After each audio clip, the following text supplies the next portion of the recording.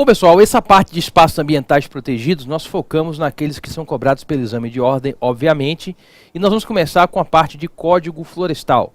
Nós tivemos em 2012 a aprovação da Lei 12.651, que substituiu o Código Florestal de 65. A gente vai fazer aqui uma breve introdução ao Código Florestal, para depois abordarmos tanto as áreas de preservação permanente quanto as áreas de reserva legal. A propriedade privada de florestas no Brasil ainda é permitida. Essa questão de propriedade de bem da natureza varia bastante. Por exemplo, recurso mineral é bem da União, embora possa ser transferido aos particulares pelas concessões de lavra, permissão de lavra, etc. Já as águas são bens federais ou estaduais. As águas, com a Constituição, foram publicizadas. Não existe propriedade privada de águas no Brasil. As florestas ainda podem ser de propriedade privada. Se você é dono de uma fazenda e tem uma floresta nativa, você é dono daquela floresta nativa. Só que existem rígidas regras de exploração. Para você desmatar vegetação, tem que ter autorização. E você só vai conseguir essa autorização para desmatar, para botar um gado, para fazer um plantio, etc., nas áreas que não são protegidas, as chamadas áreas de uso alternativo do solo. E só pode desmatar previamente autorizado pelo órgão de meio ambiente. Nesse sentido, trago para vocês aqui o artigo 2º do novo Código Florestal, que diz que as florestas existentes no território nacional e as demais formas de vegetação, reconhecidas de utilidade às terras que revestem, são bens de interesse comum a todos os habitantes do país, exercendo seus direitos de propriedade, com as limitações que a legislação em geral, e especialmente esta lei, estabelecem. Embora se reconheça a propriedade privada de florestas, se a terra for privada, há um interesse público na sua proteção.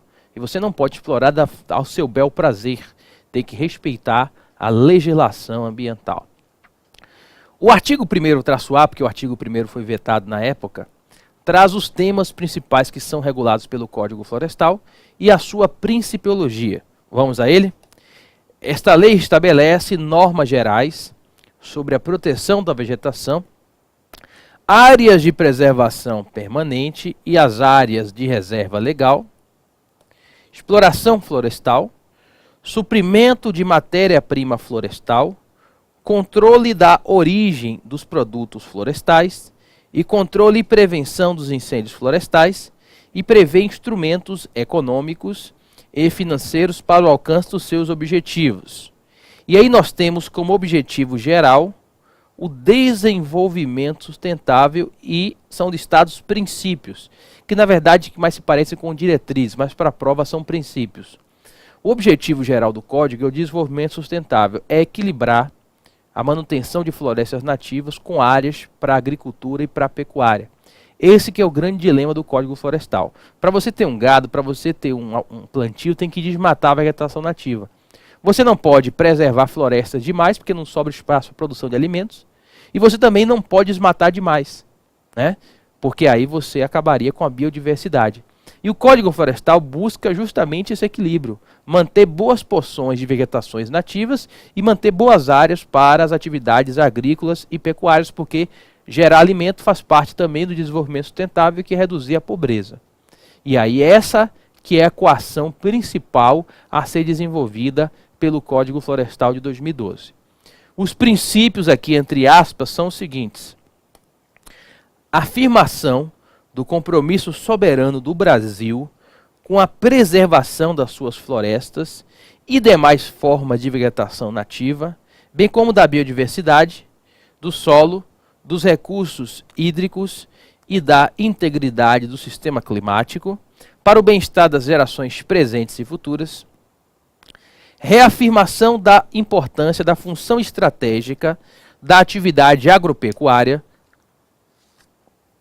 e do papel das florestas e demais formas de vegetação nativa na sustentabilidade, no crescimento econômico, na melhoria da qualidade de vida da população brasileira e na presença do país nos mercados nacional e internacional de alimentos e bioenergia. Ação governamental de proteção e uso sustentável das florestas, consagrando o compromisso do país com a compatibilização e harmonização entre o uso produtivo da terra e a preservação da água, do solo e da vegetação. Essa aqui que é a equação. Buscar o meio termo, buscar um desenvolvimento florestal sustentável.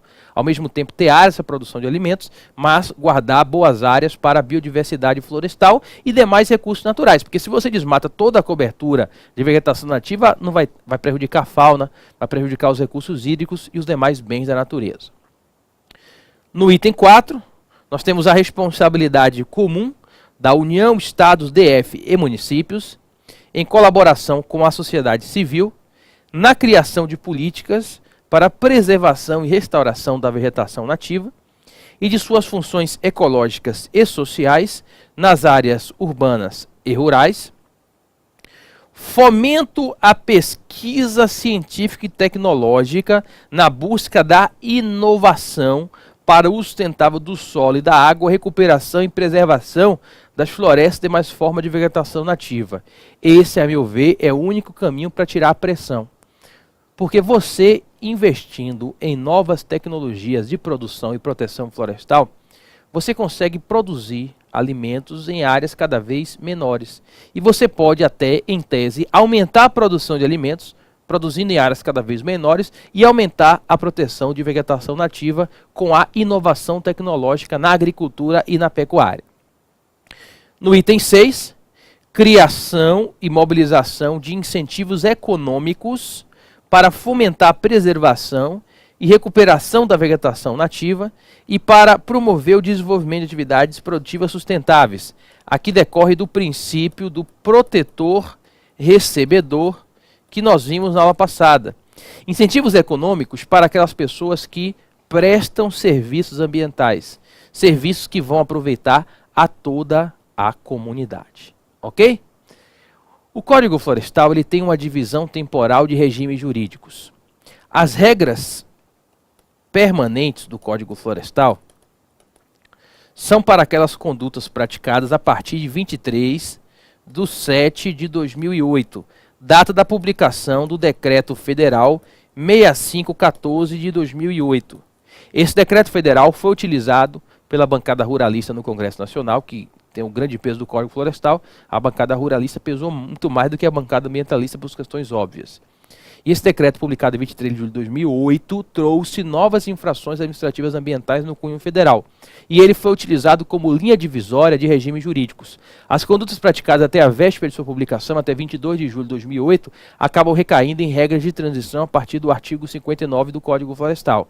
E o regramento permanente para condutas a partir de 23 de julho de 2008. O Código Florestal também traz regras mais favoráveis para a pequena propriedade ou posse rural. Professor, o que é pequena propriedade ou posse rural familiar? É aquela que tem um tamanho de até 4 módulos fiscais. O módulo fiscal varia de acordo com a produtividade da terra. E aqui, com justiça, para esse pequeno produtor familiar, com área de até 4 módulos fiscais, nós temos várias flexibilizações de cumprimento das regras florestais. Um ponto positivo do Código Florestal foi o artigo 29. Não sei se vocês já ouviram falar do Cadastro Ambiental Rural. É um cadastro obrigatório para todos os proprietários e possuidores rurais que devem ser feitos nos órgãos ambientais. O prazo havia vencido agora em maio de 2016, mas teve uma prorrogação até 31 de dezembro de 2017. Ele está no artigo 29 do Código Florestal. Outra inovação foi a previsão do Cadastro Ambiental Rural, o CAR. No âmbito do Sistema Nacional de Informações sobre o Meio Ambiente, Registro Público Eletrônico de âmbito nacional, obrigatório para todos os imóveis rurais, com a finalidade de integrar as informações ambientais das propriedades e posses rurais, compondo base de dados para controle, monitoramento, planejamento ambiental e econômico e combate ao desmatamento, devendo ser feito preferencialmente no órgão ambiental municipal ou estadual, nos termos do artigo 29 do Código Florestal. Ok, gente? Essa foi a introdução do Código Florestal. O que nós temos de cobrança até hoje nos âmbitos de ordem foram questões envolvendo os dois mais importantes espaços ambientais protegidos nele previstos: as áreas de preservação permanente, as APPs, e as áreas de reserva legal. E são nesses dois espaços que nós vamos concentrar nossas forças a partir de agora. As APPs são áreas extremamente sensíveis do ponto de vista ecológico. Margens de rios, encostas com declividade acima de 45 graus, entornos de lagos e lagoas naturais, manguezais, restingas e outras. Por serem extremamente sensíveis do ponto de vista ecológico, temos como a regra geral a necessidade de preservar a vegetação nativa em um APP. São áreas sensíveis e o objetivo de um APP é proteger aquela área específica, o microbem ecológico. Nós temos APPs tanto em propriedades urbanas quanto rurais. Informação importante, né? Tanto áreas urbanas quanto rurais, tanto áreas públicas quanto privadas possuem áreas de preservação permanente. Um APP numa fazenda, por exemplo, uma margem de rio, aquela área continua sendo privada, agora com um regime duríssimo de proteção ambiental. E uma APP, mesmo que esteja totalmente desmatada, ela continua sendo APP. Vamos começar com a definição de uma área de preservação permanente. Nós temos no Código Florestal o artigo 3º, que é o artigo enorme, é o artigo das definições. E lá no inciso 2 nós temos a definição normativa de uma área de preservação permanente. É a área coberta ou não por vegetação nativa, com a função ambiental de preservar os recursos hídricos, a paisagem, a estabilidade geológica e a biodiversidade, facilitar o fluxo gênico de fauna e de flora, proteger o solo e assegurar o bem-estar das populações humanas. Nós temos APPs já criadas pelo Código Florestal no seu artigo 4º. São as APPs do artigo 4º que possuem incidência ex lege, ou seja, as áreas de preservação permanente contempladas no artigo 4º, elas já existem, independentemente de um ato normativo. No entanto, essas APPs, elas não são exaustivas, pois o artigo 6º tem uma hipótese em aberto via decreto do prefeito, do governador ou do presidente. Nas situações descritas no artigo 6º do Código Florestal, um decreto federal, estadual, distrital, municipal poderá, naquelas situações, constituir novas áreas de preservação permanente. Inclusive, já tivemos uma questão específica no exame de ordem envolvendo o artigo 6º. Vamos começar com as APPs com incidência ex lege dentro do artigo 4º do Código Florestal, mantendo aqui nos slides a ordem dos incisos do artigo 4º. A primeira, que é a mais típica de prova, é conhecida popularmente como mata ciliar, que é a região, a área marginal a qualquer curso d'água, perene ou intermitente. São as margens de rios e demais cursos d'água. Só tem um curso d'água que não tem APP nas suas margens. São os cursos d'água efêmeros, aqueles que se formam normalmente por algumas horas ou 1 ou 2 dias no máximo, decorrente de chuvas torrenciais. Evidentemente não há necessidade ecológica de ter APP às margens de um curso d'água tão transitório. E aí essas margens de cursos d'água perenes ou intermitentes são áreas de preservação permanente, cuja vegetação nativa deve ser preservada para evitar o assoreamento, é a principal função, e também para proteger as pessoas. A APP muitas vezes tem a função de proteger a pessoa. Se você mora numa margem de rio, vai ter uma enchente, você pode até morrer numa situação dela. Ela tem uma gradação proporcional à largura do curso d'água. Quanto mais largo o curso d'água, maior será essa APP. A menor delas é de 30 metros, curso d'água que tem uma largura de abaixo de 10 metros de largura, vai progredindo até chegar a maior APP margem de curso d'água, de 500 metros para os rios que têm uma largura superior a 600 metros. Vamos aqui para a tela? Artigo 4º, inciso 1 do Código Florestal, a famosa mata ciliar. São consideradas áreas de preservação permanente as faixas marginais de qualquer curso d'água natural, perene e intermitente, excluídos os efêmeros, desde a borda da calha do leito regular, em largura mínima de 30 metros, para os cursos d'água com menos de 10 metros de largura, 50 metros, para os cursos d'água entre 10 a 50 metros de largura, 100 metros, cursos d'água entre 50 e 200 metros de largura. 200 metros, cursos d'água que tenham de 200 a 600 metros de largura. E 500 metros, que é o maior, para os cursos d'água que tenham uma largura superior a 600 metros, como ocorre, por exemplo, no Rio São Francisco, na divisa entre Bahia de um lado, Juazeiro e Petrolina do outro lado.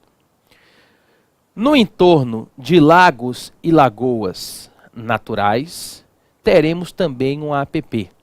Se o lago ou a lagoa natural for em zona urbana, essa APP será de 30 metros. Mas se for na zona rural, vai ser maior.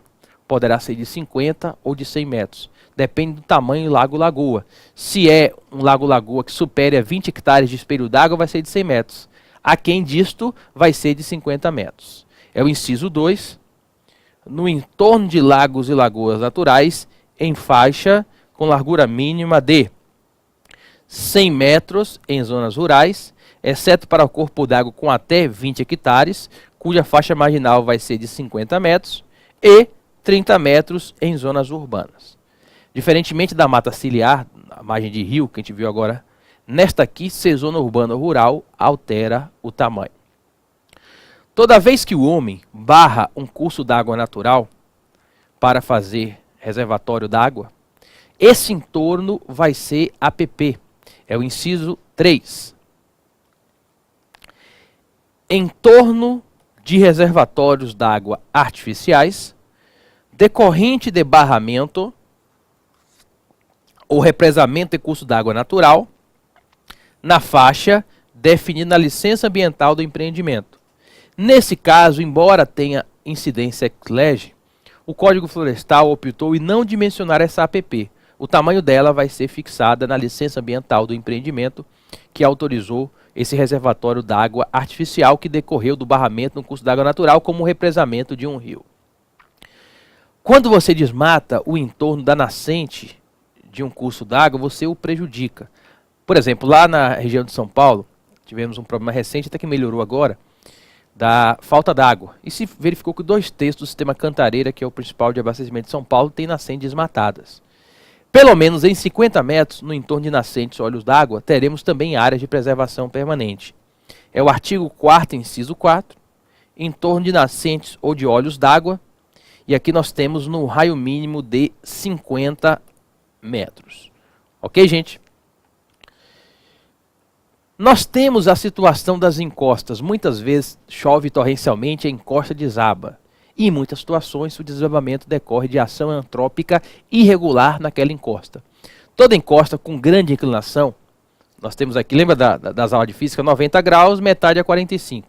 Toda encosta que passa de 45 graus, uma inclinação muito grande, vai ser um APP, porque o objetivo é manter a vegetação nativa e prevenir deslizamentos. É o inciso 5. Encostas, ou partes destas, com declividade acima de 45 graus, equivalente a 100% na linha de maior declive. Muitas catástrofes decorrem disso aqui. Onde tiver restinga é APP. A restinga é a vegetação de ecossistemas extremamente arenosos. Por exemplo, todo fundo de praia que tem vegetação, aquilo é restinga. A duna tem duna sem vegetação e com vegetação. Quando tem vegetação é restinga. Tem restinga também no entorno de manguezais. Onde tem restinga é APP. É o inciso 6. As restingas como fixadoras de dunas ou estabilizadoras de mangues. Ok? Os manguezais são ecossistemas extremamente riquíssimos em diversidade biológica. Foi manguezal, é APP por este motivo. É o inciso 7. Os manguezais em toda a sua extensão. A borda de tabuleiro ou chapada, se for desmatada, vai gerar um grande deslizamento de terra. É o inciso 8. Bordas de tabuleiros ou chapadas, até a linha de ruptura do relevo, em faixa nunca inferior a 100 metros em projeções horizontais. Isso aqui é uma chapada, é muito alto. E aí vamos supor que nós temos aqui 100 metros. Aqui não vai poder desmatar, porque se você desmatar e vai chover muito, vai ter um grande deslizamento de terra. Justamente para segurar a vegetação e evitar deslizamento de terras. Se você desmata um topo do monte, ou um morro, vai deslizar. Por isso que esse topo também em APP. É o inciso 9. Topos de morros, montanhas, montes ou serras. No Brasil, temos pouquíssimas áreas muito elevadas. Temos pouquíssimas áreas que têm uma altitude acima de 1.800 metros. São áreas que têm uma flora diferenciada e têm uma fauna diferenciada. Como são poucas para proteger essa vegetação, toda área que tem uma altitude acima de 1.800 metros é APP. É o inciso 10. Áreas com altitude acima de 1.800 metros.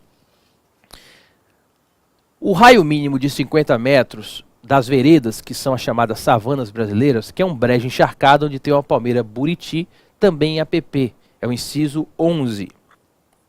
A faixa marginal, em projeção horizontal, com largura mínima de 50 metros, a partir do limite do espaço brejoso e encharcado. Ok? Estas são as APPs com incidência X-LEG. Esse rol não é taxativo, pois existe uma hipótese em aberto. O artigo 6º do Código Florestal permite que um decreto federal, estadual, municipal possa criar novas APPs naquelas situações, como uma APP para acompanhar faixas de rodovias e ferrovias, para proteção até militar, uma APP para proteger algumas áreas úmidas. Vamos ver aqui essa cláusula aberta, que é o artigo 6º do Código Florestal. Vamos lá? Consideram-se ainda de preservação permanente quando declaradas de interesse social por ato do chefe do Poder Executivo. Vejam que se um decreto pode, quanto mais uma lei estadual ou municipal também vai poder. As áreas cobertas com florestas ou outras formas de vegetação destinadas a uma ou mais das seguintes finalidades. Inciso 1.